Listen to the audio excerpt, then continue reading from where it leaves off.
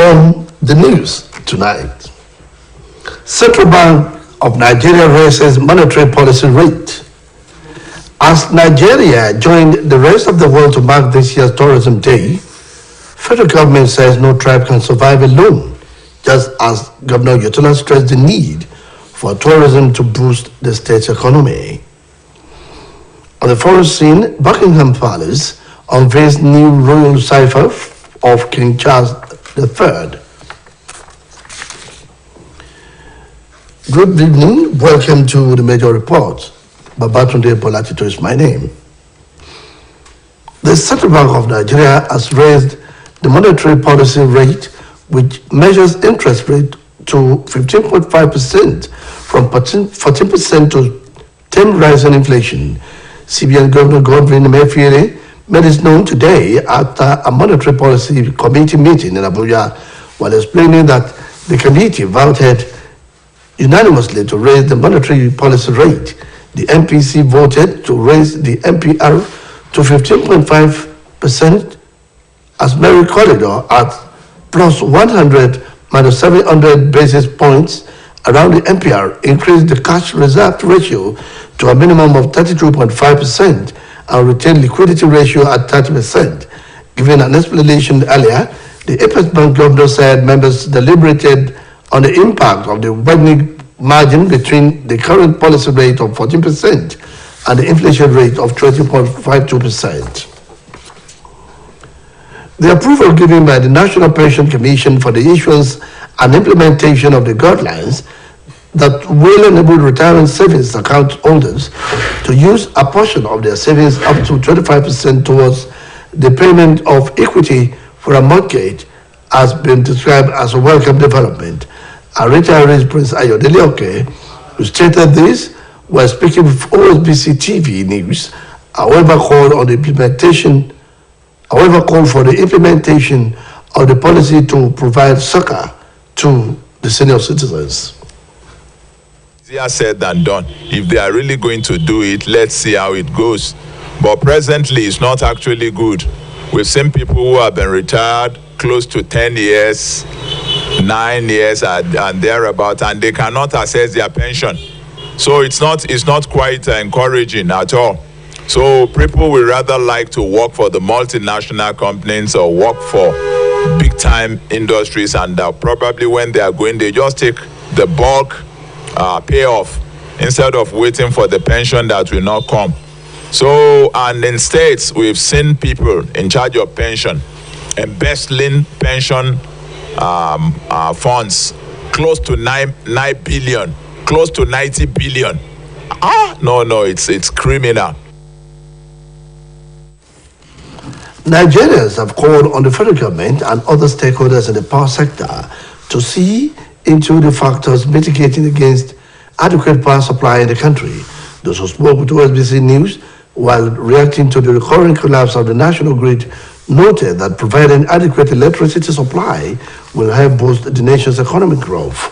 Oluwatobi Loba Odunuga has the details.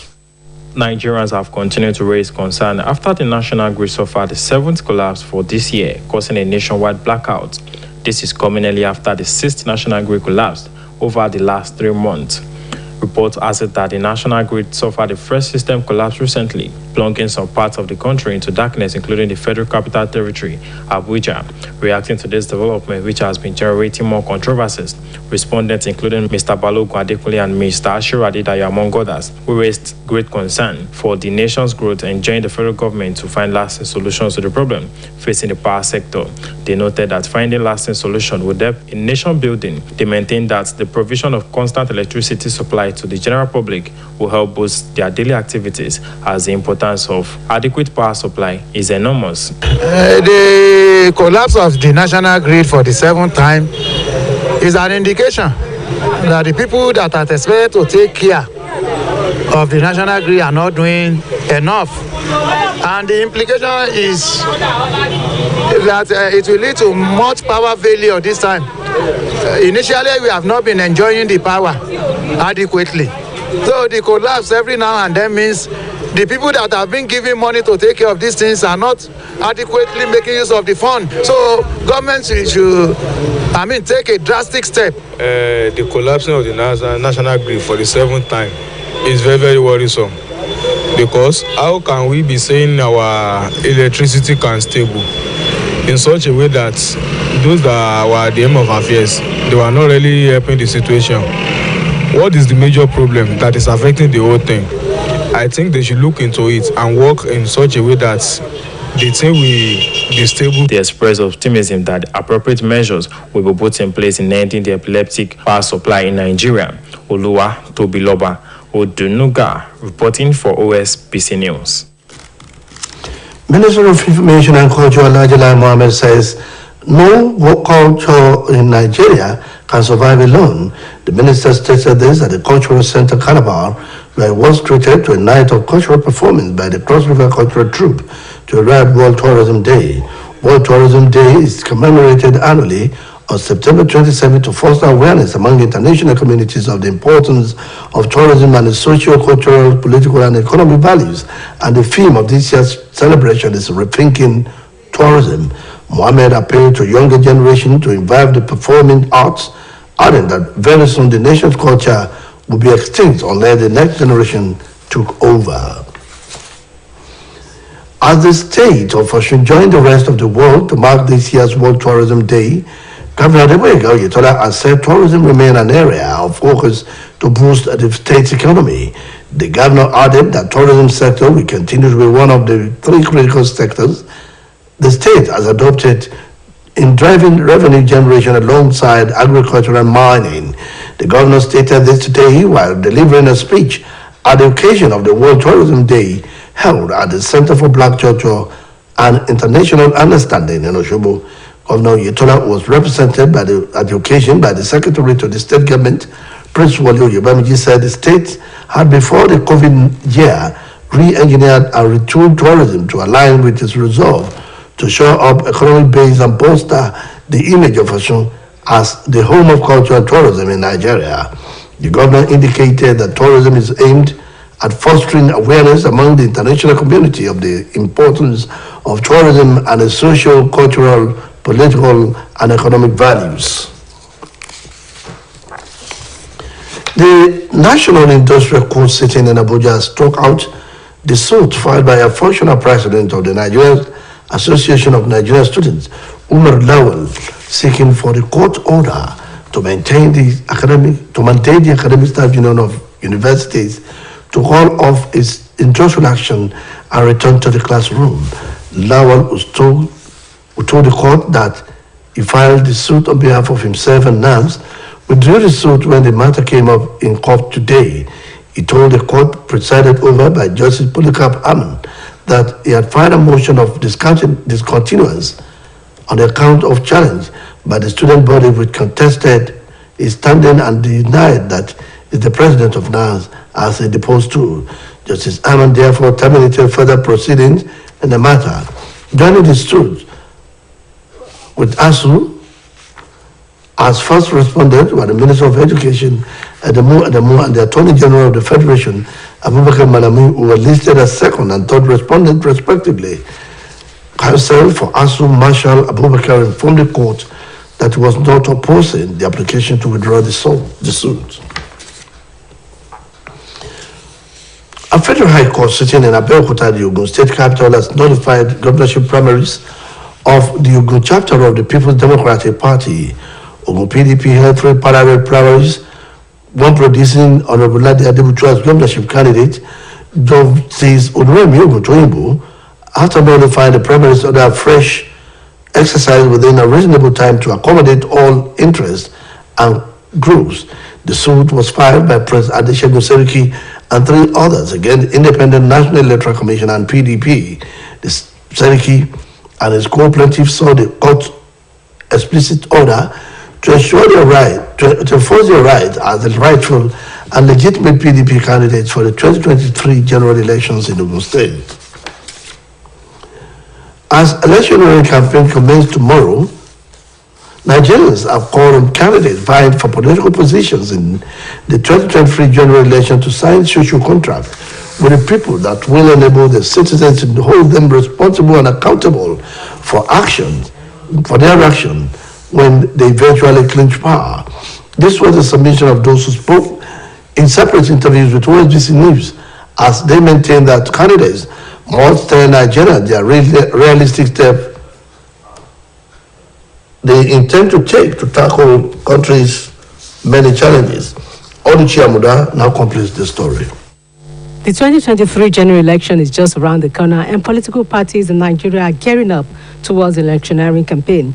These campaigns often serve as an avenue for the various candidates and their parties to make their plans and programs known to the public based on the manifestos of their parties. It is also a period where politicians make promises to the electorate in order to solicit for their votes. However, some analysts have spoken on the need for the citizenry to live up to their expectations by ensuring that candidates vying for electoral positions truly go beyond making the usual promises, but demand for realistic ways of keeping the promises. Mr. Michael Ebofi wants the candidates to focus on issue-based campaigns and give practical solutions to the lingering challenges bedeviling the country, as well as the issue of devolution of power, insecurity, among others. Incoming administration at the presidential and at the National Assembly. Number one, we know that we are having serious security issue. That is number one, because it is when you are secured, that when you have a home that is secured, that you can have a good plan, that your plan can manifest. Our economy situation is very, very serious. How many people can really feed themselves, talk less of feeding their family members that are living with them? Economic situation is a very serious issue that they have to tackle. The health sector has to be really upgraded. Speaking in the same vein, a political scientist, Professor Chijoke Ogbonna, stated that it is high time Nigerians started asking candidates questions on how they would solve the challenges in the energy sector, crude oil theft, subsidy removal, ASU, among others. Actually, everywhere there's self-evidence. For instance, we know that ASU is on strike for 7 months now, and there have been issues with regards to how the strike is actually being treated. We are actually having a very strong, economic downturn in terms of high inflation rates. Cost of everything is actually increasing, while salaries have been stagnant.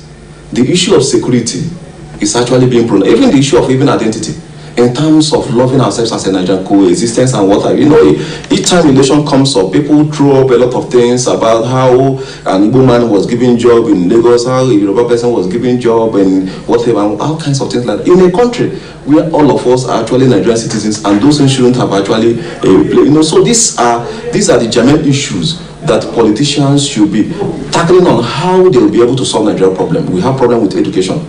How do you actually make education, schooling to be educated, not just going to school, but making sure that the certificate people obtain transit to solving problem productivity? How do you actually handle the issue of ASU strike?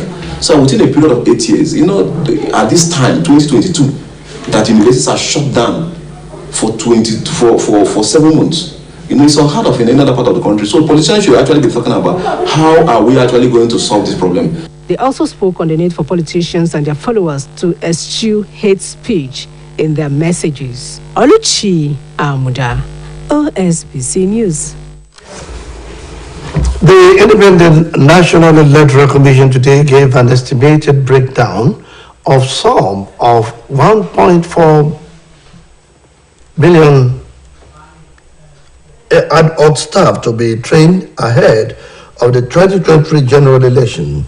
This was disclosed at the 2-day capacity building workshop by the Institute for INEC Press Corps on critical issues in the Electoral Act 2022 and the Commission's processes, innovations, preparations for the 2023 general election. The Director General of the Institute, Saad Idris, said the Commission will train supervising presiding officers and assistants, presiding officers, collation officers, registration area technical officers, security officers, and registration area centers managers. According to the DG, training of ad hoc staff will be done with utmost commitment to delivering free and fair elections in 2023. Practical agricultural mechanization is the only panacea to banish hunger and ensure adequate provision for the teeming population of Nigerian people, as the country is blessed with adequate wherewithal. An agriculturist, Alhaji Mustafa Olawiyi, dropped the hint while speaking before OSBC News. According to Alhaji Olawiyi, Nigeria needs provisions. If you do not, then God will leave you alone. So we continue to pray. Oh God, BDO, come and give us. He will never come. He has given us every opportunity to do that. One, I said that we have about over 70% of Nigerian population on the field. Farming. It will never work well for this country if you have such number. For 70%, it's not more than 20% that we produce what we eat and export from this country. If we assist the farmers, if we modernize the way we are doing agriculture in this country. Now welcome to our sports segment.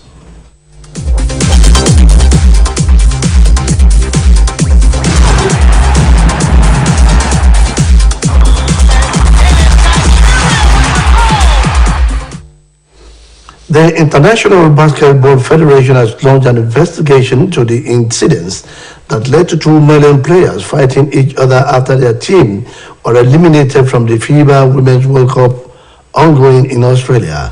Omotayo Adebono has details of this and more from the world of sports. Ship Club Watford have named Slaven Bilic as their new boss on an 18-month deal after sacking Rob Edwards just 11 games into his tenure.